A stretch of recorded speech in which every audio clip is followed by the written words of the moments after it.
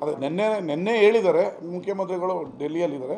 ಅವ್ರು ಬಂದಿದ ತಕ್ಷಣ ಅವ್ರನ್ನೂ ಕೂಡ ಭೇಟಿ ಮಾಡಿ ಮೇಕೆದಾಟು ಅಣೆಕಟ್ಟು ಕಟ್ಟೋದ್ರಿಂದ ನಮ್ಮ ಈಗ ಬೆಂಗಳೂರು ಕೂಡ ವಿಶ್ವದ ಎತ್ತರಕ್ಕೆ ಬೆಳೀತಾ ಇದೆ. ಅವ್ರಿಗೂ 6ನೇ ಹಂತದ ನೀರು ಕೇಳ್ತಾ ಇದ್ದಾರೆ. ಇಲ್ಲಿ ಕೆಲವರು ವಿರೋಧ ಮಾಡ್ತಾ ಇದ್ದಾರೆ, ನೀವು ನೀರು ಯಾಕೆ ಇಲ್ಲಿಂದ ತೊಗೊಂಡೋಗ್ತೀರಾ ಅಂತ. ಈಗ ಅವರು ನೀರು ಕೇಳಿರೋದು ತಪ್ಪಲ್ಲ, ನಮ್ಮವ್ರು ವಿರೋಧ ಮಾಡ್ತಾ ಇರೋದು ತಪ್ಪಲ್ಲ. ಅಂದರೆ ನಮ್ಮ ರೈತರಿಗೆ ನೀರಿಲ್ಲ ಅಂತ ಇವ್ರ ವಿರೋಧ, ಅವ್ರಿಗೆ ಕುಡಿಯೋ ನೀರು ಬೇಕು ಅಂತ. ಇದೆಲ್ಲ ಮಾನವೀಯ ದೃಷ್ಟಿ ಮತ್ತು ಒಂದು ಮಹಾನಗರ ಬೆಳಿಬೇಕಾದ್ರೆ ಕುಡಿಯೋ ನೀರಿನ ಅವಶ್ಯಕತೆ ಇದೆ. ಇದು 6ನೇ ಹಂತ ಇದೆ, ಅದು 6-16 ಆಗಬಹುದು. ಮುಂದೆ ಹೋಗ್ತಾ ಇಡೀ ಬೆಂಗಳೂರು ನಗರ ಅಪ್ ಟು ಬಿಡದಿವರೆಗೂ ಬಂದಿದೆ. ರಾಮನಗರದವರೆಗೂ ಬಂದರೆ ಇನ್ನು ಆಶ್ಚರ್ಯ ಪಡೋಂಗಿಲ್ಲ. ಆ ಕಡೆ ಆಲ್ರೆಡಿ ಹೊಸೂರು ದಾಟಿದೆ, ಈ ಕಡೆ ದೇವನಹಳ್ಳಿ ದಾಟಿ ಬೆಂಗಳೂರು ಬೆಳೆದಿದೆ. ಅಲ್ಲಿನ ಅವಶ್ಯಕತೆ ಬೇಕಾದ್ರೆ ಮೇಕೆದಾಟು ಬೇಕೇ ಬೇಕು. ಕೈಗಾರಿಕೆಗಳಿಗೆ ನೀರು ಕೊಡಬೇಕಾದ್ರೆ ಮುಂದಿನ 50-100 ವರ್ಷದ ಪೀಳಿಗೆಗೆ ನೀರು ಬೇಕಾದರೆ ಮೇಕೆದಾಟು ಅತ್ಯವಶ್ಯಕ ಇದೆ. ನಮ್ಮ ಕೇಂದ್ರ ಸಚಿವರು ಹೇಳಿರೋದು ಕರ್ನಾಟಕಕ್ಕೆ ಒಂದು ಆಶಾದಾಯಕವಾಗಿದೆ. ಅವ್ರಿಗೂ ಕೃತಜ್ಞತೆಗಳನ್ನು ಸಲ್ಲಿಸ್ತೀನಿ.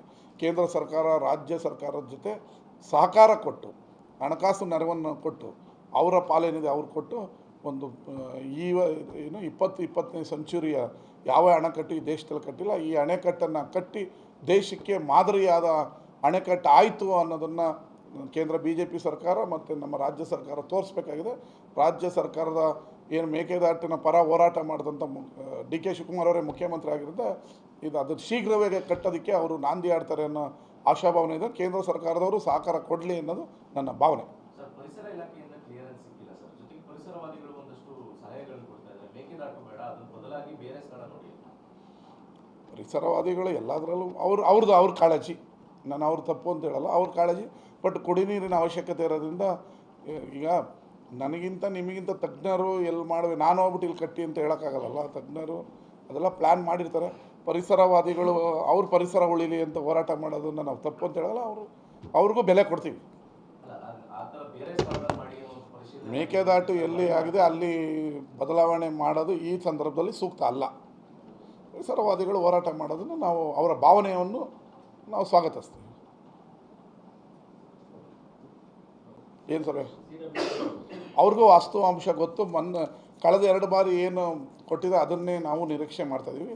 ಅಲ್ಲಿ ನೀರೇ ಬರ್ತಾಯಿಲ್ಲ, 1000 ಕ್ಯೂಸೆಕ್ಸ್ ಒಳಗೆ ಬರ್ತಾಯಿದೆ, ಎಲ್ಲ ನೀರಿಲ್ಲ. ಇನ್ನು ಮಾರ್ಚ್ವರೆಗೂ ಕುಡಿಯೋ ನೀರು, ಏಪ್ರಿಲ್ವರೆಗೂ, ನೆಕ್ಸ್ಟ್ ಮುಂಗಾರು ಬರೋವರೆಗೂ ಬೇಕಾಗಿದೆ.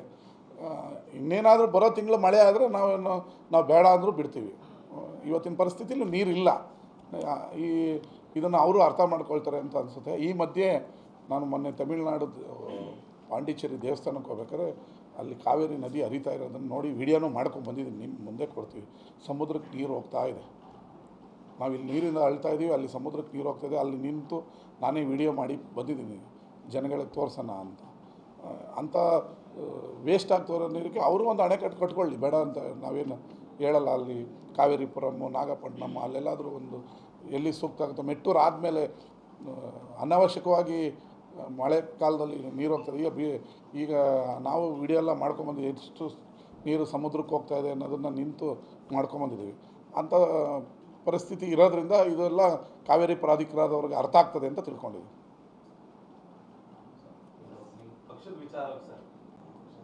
ಏನು ಫ್ಯಾಕ್ಟ್ರಿ ಬಂತು?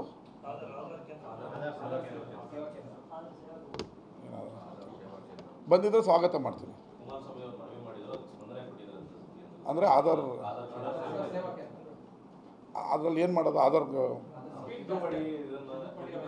ಸ್ವಾಗತ ಮಾಡ್ತೀನಿ. ಆಯಿತು, ಆಧಾರ್ ಸೇವಾ ಕೇಂದ್ರವನ್ನು ನಮ್ಮ ಕೇಂದ್ರ ಸಚಿವರು ತಂದಿರೋದನ್ನು ನಾನು ಸ್ವಾಗತ ಮಾಡ್ತೀನಿ.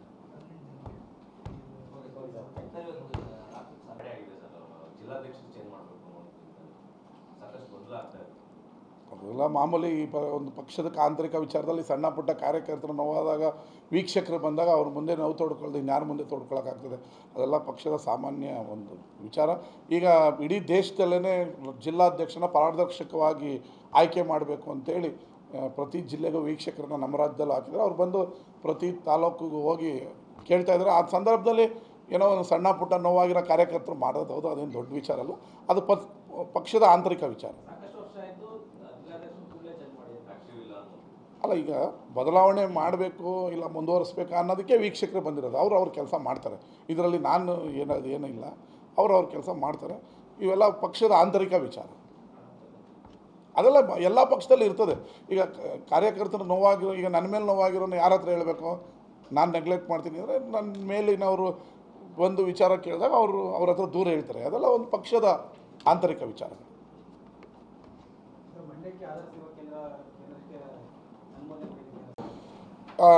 ಎಲ್ರಿಗೂ ನಮಸ್ಕಾರ.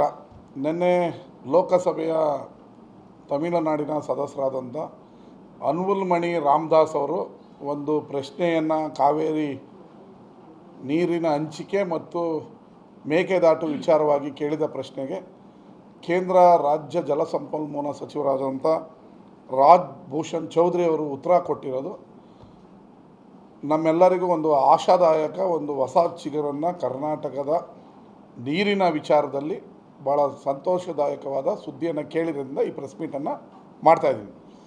ಈಗ ಅವರು ಕೇಳಿದ ಪ್ರಶ್ನೆಗೆ ರಾಜ್ ಭೂಷಣ್ ಚೌಧರಿ ಅವರು ಈ 3 ರಾಜ್ಯಗಳು ಕರ್ನಾಟಕ, ತಮಿಳುನಾಡು, ಪುದುಚೇರಿ, ಕೇರಳ 4 ರಾಜ್ಯಗಳು ತಮ್ಮ ತಮ್ಮ ಭಾಗದಲ್ಲಿ ಯಾವುದೇ ಕಾವೇರಿ ನದಿಗೆ ಯಾವುದೇ ಅಣೆಕಟ್ಟು ಮತ್ತೊಂದು ಮಾಡುವಾಗ ಇನ್ನೊಂದು ರಾಜ್ಯದ ಅನುಮತಿ ಅಗತ್ಯ ಇಲ್ಲ ಅಂತ ಕೇಳಿದ್ರು ಭಾಳ ಸಂತೋಷ ಆಯಿತು. ನಮಗೆ ಮೇಕೆದಾಟುವನ್ನು ಕಟ್ಟೋದಕ್ಕೆ ತಮಿಳ್ನಾಡವರು ಏನು ಸಲಾಸಲಿ ಖ್ಯಾತೆ ತೆಗಿತಾಯಿದ್ರು, ಇದಕ್ಕೆ ಇವತ್ತು ಫುಲ್ ಸ್ಟಾಪ್ ಇಡೋ ಅಂಥ ಸಂದರ್ಭ ಬಂದಿದೆ ಅನ್ನೋದಕ್ಕೆ ನನಗೆ ಸಂತೋಷ ಆಗ್ತಾಯಿದೆ. ಈಗ ನಮ್ಮ ರಾಜ್ಯ ಸರ್ಕಾರ ಬೇಗ ಮೇಕೆದಾಟು ಅಣೆಕಟ್ಟನ್ನು ಕಟ್ಟೋದಕ್ಕೆ ಭೂಮಿ ಪೂಜೆ ಏನೇನು ಮಾಡ್ಬೋದು ಅದನ್ನು ಕ್ರಮ ವಹಿಸಲಿ. ಸಮಸ್ತ ರೈತಪರ ಸಂಘಟನೆಗಳು, ಕನ್ನಡ ಹೋರಾಟಗಾರರು ರಾಜ್ಯ ಸರ್ಕಾರದ ಜೊತೆ ಕೈ ಜೋಡಿಸಿ ಮೇಕೆದಾಟು ಅಣೆಕಟ್ಟನ್ನು ಕಟ್ಟಿದ್ರೆ ನಮ್ಮ ರಾಜ್ಯದ ರೈತರು 2 ಬೆಳೆ ಬೆಳೆಯೋದಕ್ಕೆ, ನೀರಿನ ತಗೊಳ್ಳೋದಕ್ಕೆ ಭಾಳ ಅನುಕೂಲಕರ ಆಗ್ತದೆ. ಇದರ ಜೊತೆಗೆ ತಮಿಳುನಾಡಿನ ಮುಖ್ಯಮಂತ್ರಿಯವರು 3ನೇ ತಾರೀಕೇನೋ ನಮ್ಮ ರಾಜ್ಯದಲ್ಲಿ ಬಂದು ಮಾತಾಡೋದಕ್ಕೆ ವಿಜಯ್ ಅವರು ಬರ್ತಾರೆ ಅಂತ ಕೇಳಿದೆ. ಅದನ್ನು ಕೂಡ ಸ್ವಾಗತಿಸ್ತೀನಿ. ಈಗ ಮಳೆ ಇಲ್ಲದೇ ಇರೋ ಸಂದರ್ಭದಲ್ಲಿ ನಾವು ಕೋರ್ಟ್ಗಳಿಗೆ ಹೋಗಿ ಕಾವೇರಿ ಪ್ರಾಧಿಕಾರದ ಮುಂದೆ ನಿಂತು ಇಲ್ಲದೇ ಇರೋದನ್ನ ಬಡ್ಕೊಳ್ಳೋ ಬದಲು ನಮ್ಮ ರಾಜ್ಯಗಳಲ್ಲೇ ಮಾತನಾಡೋದ್ರಿಂದ ಅವ್ರಿಗೂ ವಾಸ್ತು ಅಂಶ ಅರ್ಥ ಆಗ್ತದೆ. ಇಲ್ಲಿ ಮಳೆ ಇಲ್ಲ, ನೀರು ಬಿಡು ಅಂದರೆ ಎಲ್ಲಿಂದ ಬಿಡೋಕ್ಕಾಗ್ತದೆ, ಅಲ್ಲಿನ ರೈತರಿಗೂ ಕೂಡ ಅವರು ಕನ್ವೆ ಮಾಡೋಕ್ಕಾಗುತ್ತೆ ಇಲ್ಲಿ ನೀರಿಲ್ಲ ಅನ್ನೋದು.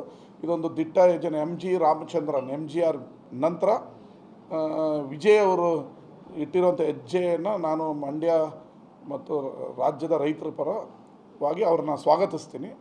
ಆದರೆ ಅವರ ಯಾವುದೇ ಒತ್ತಡಕ್ಕೂ ನಮ್ಮ ಮುಖ್ಯಮಂತ್ರಿಗಳು ಮಣಿಬಾರದು. ಇಲ್ಲಿ ಅಣೆಕಟ್ಟಲ್ಲಿ ನೀರಿಲ್ಲ, ಈ ಸಂದರ್ಭದಲ್ಲಿ ವಿಜಯ್ ಅವರು ಬಂದು ಏನೇ ಒತ್ತಡ ಹಾಕಿದ್ರು ಕೂಡ ಇರೋ ವಾಸ್ತವಾಂಶನ ಬಿಡಿಸಿ ಹೇಳಿ, ಮಣಿಯೋದು ಬೇಡ. ಆಮೇಲೆ ಅವರು ಹೇಳಿದ್ರು ಅಂತ ನೀರು ಬಿಡೋದ್ರೆ ಇಲ್ಲಿ ಪ್ರಾಬ್ಲಮ್ ಆಗೋದು ಬೇಡ. ಇನ್ನು ಮಾರ್ಚ್ ಇನ್ನು ಮಳೆ ಬಂದರೆ ಓಕೆ, ಗೌರಿ ಹಬ್ಬದಷ್ಟರಲ್ಲಿ ಮಳೆ ಬರುತ್ತೆ ಜಾಸ್ತಿ ಅಂತಾರೆ, ವೆಲ್ ಆ್ಯಂಡ್ ಗುಡ್. ಆವಾಗ 2 ರಾಜ್ಯಕ್ಕೂ ಅನುಕೂಲ ಆಗ್ತದೆ. ಬಟ್ ಇವತ್ತಿನ ಪರಿಸ್ಥಿತಿಯಲ್ಲಿ ಮಳೆ ಇಲ್ಲದೇ ಇರೋದ್ರಿಂದ ಬಿಡೋದು ಬೇಡ. ಅದರಿಂದ ಅವರು ಬರೋದನ್ನು ರೈತರ ಪರವಾಗಿ ನಾನು ಸ್ವಾಗತಿಸ್ತೀನಿ. ಇದೊಂದು ಐತಿಹಾಸಿಕ ಹೆಜ್ಜೆ. ಅದು 3ನೇ ತಾರೀಕು ನಮ್ಮ ಮುಖ್ಯಮಂತ್ರಿ ಅವರು ಇಬ್ಬರು ಕೂತು ಒಂದು ಸೌಹಾರ್ದಯುತವಾದ 2 ರಾಜ್ಯದ ಇದಕ್ಕೆ ಒಳ್ಳೆಯದಾಗಲಿ. ಈ ಸಂದರ್ಭದಲ್ಲಿ ಈಗ ನಿನ್ನೆ ಲೋಕಸಭೆಯಲ್ಲಿ ಉತ್ತರ ಕೊಟ್ಟಂಥ ಇದಕ್ಕೆ ನಾನೇ ನಮ್ಮ ಕಾವೇರಿ ಹಿತರಕ್ಷಣಾ ಸಮಿತಿ, ಕನ್ನಡ ಪರ ಸಂಘಟನೆಗಳು, ಮಂಡ್ಯದ ರೈತರ ಸಭೆಯನ್ನು ಅತಿ ಶೀಘ್ರದಲ್ಲಿ ಮಂಡ್ಯದಲ್ಲಿ ಕರೆದು ಮೇಕೆದಾಟು ಕಟ್ಟೋದಕ್ಕೆ ರಾಜ್ಯ ಸರ್ಕಾರದ ಜೊತೆ ನೀವು ಕೈ ಜೋಡಿಸ್ಬೇಕು ಅನ್ನೋ ಬೆಂಬಲವನ್ನು ಕೋರೋದಕ್ಕೆ ಮತ್ತು ವಾಸ್ತು ಅಂಶವನ್ನು ಮಾತಾಡೋದಕ್ಕೆ ಅತಿ ಶೀಘ್ರದಲ್ಲೇ ರೈತ ಮುಖಂಡರ, ಕನ್ನಡ ಪರ ಹೋರಾಟಗಾರರ ಮತ್ತು ರೈತರ ಸಭೆಯನ್ನು ಮಂಡ್ಯದಲ್ಲಿ ಕರೆಯೋದಕ್ಕೆ ತೀರ್ಮಾನ ಮಾಡಿದ್ದೀನಿ. ಅದನ್ನು ಅವರು ಕೂಡ ಸಹಕಾರ ಕೊಡಬೇಕು ಅಂತ ನಾನು ಅವ್ರ ಹತ್ರ ಕೇಳ್ಕೊಳ್ತೀನಿ. ಹೆಚ್ಚಿನ ವಿಡಿಯೋಗಳಿಗೆ ಪ್ರತಿಧ್ವನಿ ಯೂಟ್ಯೂಬ್ ಚಾನೆಲ್ ಸಬ್ಸ್ಕ್ರೈಬ್ ಮಾಡಿ, ಬೆಲ್ ಐಕಾನ್ ಕ್ಲಿಕ್ ಮಾಡಿ.